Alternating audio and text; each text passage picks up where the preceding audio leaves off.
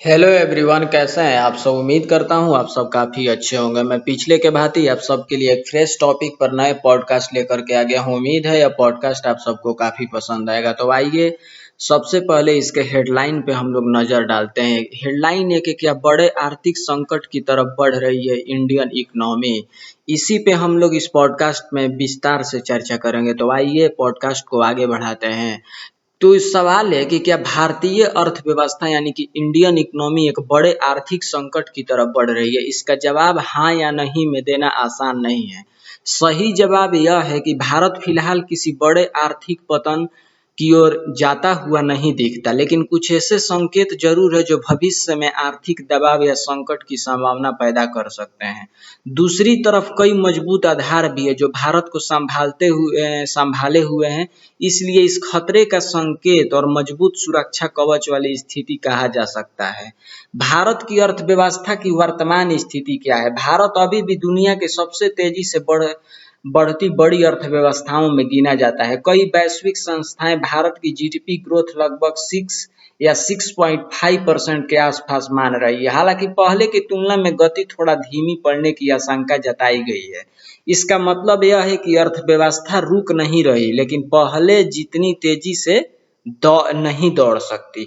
आखिर लोग संकट की बात क्यों कर रहे हैं, मैं उस पे जा रहा हूँ। जीडीपी ग्रोथ में धीमापन। जब अर्थव्यवस्था तेजी से बढ़ती है तो नौकरियां, निवेश और आय बढ़ती है, लेकिन अगर जीडीपी ग्रोथ धीमी होने लगे तो रोजगार, निर्माण और निजी निवेश पर असर पड़ सकता है। कुछ एजेंसियों ने भारत की विकास दर के अनुमान कम किए हैं, जिसका कारण ऊंची ऊर्जा लागत, वैश्विक तनाव और कमजोर मांग बताया गया है। ऑयल पर भारत की भारी निर्भरता। भारत अपनी जरूरत का बहुत बड़ा हिस्सा कच्चे तेल का आयात करता है। अगर अंतर्राष्ट्रीय बाजार में तेल महंगा हो जाए तो पेट्रोल डीजल महंगे होते हैं, महंगाई बढ़ती है, सरकार का खर्च बढ़ता है, रुपए में दबाव आता है। हालांकि महीनों में पश्चिम एशिया के तनाव और तेल कीमतों के कारण भारत के लिए जोखिम बढ़ने की चर्चा हुई है। ये एक वैश्विक संकट है, इसको भी सब किसी को जानना चाहिए। सिर्फ गवर्नमेंट पे थोप देने से नहीं हो जाता। जब विदेशी निवेश कम होता है तो तेल महंगा होता है, तो डॉलर की मांग बढ़ती है और रुपया कमजोर हो सकता है। कमजोर रुपया सुनने में छोटी बात लगती है, लेकिन इसका असर हर जगह पड़ता है। आयात महंगे हो जाते हैं, इलेक्ट्रॉनिक्स और ईंधन की कीमतें बढ़ती है, विदेश यात्रा और पढ़ाई महंगी हो जाती है, महंगाई बढ़ सकती है। आर्थिक चर्चा में इसे एक महत्वपूर्ण जोखिम माना जा रहा है। बेरोजगारी और कम गुणवत्ता वाली नौकरियां। भारत की सबसे बड़ी चुनौती सिर्फ जीडीपी नहीं बल्कि रोजगार है। हर साल लाखों युवा नौकरी बाजार में आते हैं। अगर उद्योग और निजी निवेश पर्याप्त रोजगार नहीं पैदा करते तो आर्थिक असंतोष बढ़ सकता है। कई विशेषज्ञों का मानते हैं कि ग्रोथ विदाउट, ये क्या बोला जाता है, जो भी है भारत के लिए एक बड़ी चुनौती है। मध्यम अगर मिडिल क्लास पे दबाव को अगर देखें तो बहुत से लोग जो हैं, वो बहुत से लोगों को लगता है कि वे कमाने के बावजूद बचत नहीं कर पा रहे। कारण महंगाई, ईएमआई, स्वास्थ्य और शिक्षा खर्च, कम वेतन वृद्धि। यही वजह है कि कई लोगों को लगता है कि देश बढ़ रहा है लेकिन जेब नहीं। यह संभावना आर्थिक असंतोष बढ़ा सकती है। क्या भारत 1991 जैसे आर्थिक संकट की ओर जा रहा है? अभी ऐसा कहना अतिशयोक्ति होगी। भारत के पास कुछ मजबूत सुरक्षा कवच भी है, उसे भी देखना चाहिए। मजबूत घरेलू बाजार यानी कि डोमेस्टिक डिमांड।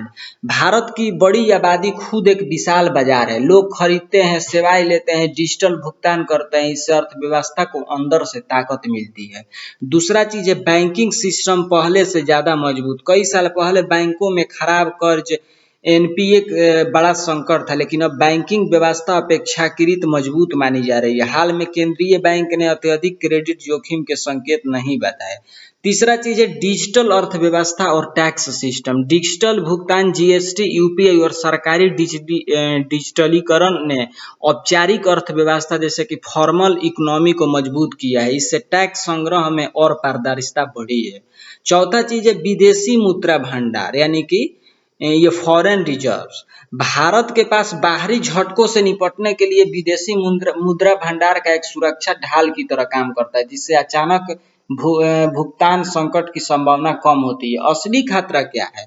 भारत के पास सामने सबसे बड़ा खतरा अचानक ध्वस्त हो जाना नहीं, बल्कि धीमी लेकिन लगातार आर्थिक कमजोरी हो सकती है। यानी जीडीपी बढ़े लेकिन रोजगार नहीं बढ़ा, अमीर और गरीब की दूरी बढ़े, मध्य वर्ग पर दबाव बढ़ गया, मैन्युफैक्चरिंग पर्याप्त तेज नहीं बढ़े, निजी निवेश धीमा रहे। इस स्थिति को कई अर्थशास्त्री ये क्या बोला जाता है, मिडिल इनकम ट्रैप जैसी चुनौती से जोड़कर देखते हैं, जहां देश बढ़ता तो है लेकिन अपेक्षित स्तर पर समृद्ध नहीं हो पाता।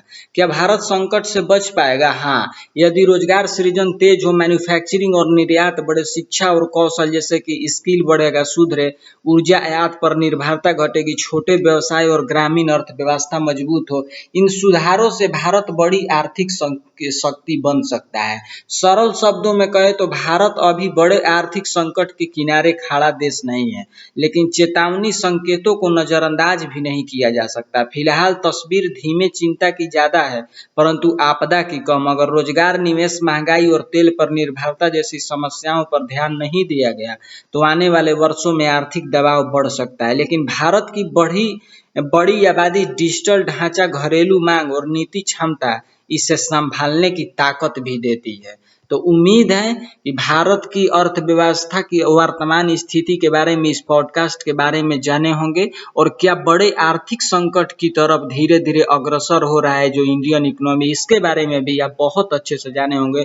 तो मुझे यानी कि संकित सिंह राजपूत को दीजिए इजाजत। नमस्कार। आप अपना और अपने फैमिली का ढेर सारा ख्याल रखिए, और अगर इस चैनल पर नए आकर के इस पॉडकास्ट को सुन रहे हैं तो प्लीज इसे सब्सक्राइब जरूर कर लीजिए।